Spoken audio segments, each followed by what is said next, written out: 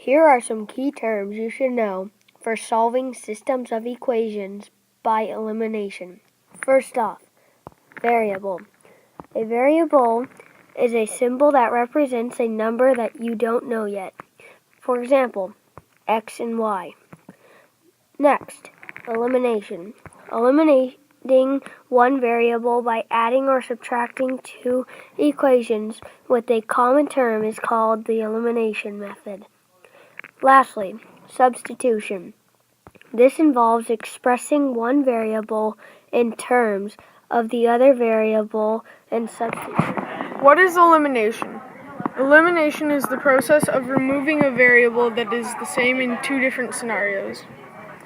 Elimination is used to solve for one or more variables. When eliminating, you must have two variables that are being affected in the same way by the same number. For example, if x is being multiplied by 5 in two equations, you could use that to your advantage and solve for y. So in elimination, we try to get rid of a variable, and by that you have to have the two variables cancel out. In this problem, the y's already cancel out for us with the negative 4y and the positive 4y. So you can just x those out and solve for x first. 7x plus 9x equals 16x, and 2 plus 30 equals 32. After you divide both sides by 16, you will get x equals 2, which is the first half of your ordered pair. Now that you know what the x is, you can solve for y. So I plugged in the x to the bottom equation right here. 9 times 2 equals 18, minus 4y equals 30. After you subtract 18 to both sides, you get negative 4y equals 12. Divide both sides by negative 4, you get y equals negative 3, which is the rest of your ordered pair. This problem is going to be a little harder because we have to multiply one of the equations by a number to get one variable to cancel out. So we're going to cancel out the y's, so we're going to multiply the bottom equation by negative 2. So you'll keep the top equation, 3x minus 4y equals negative 5, but the bottom equation will become negative 10x plus 4y equals 12.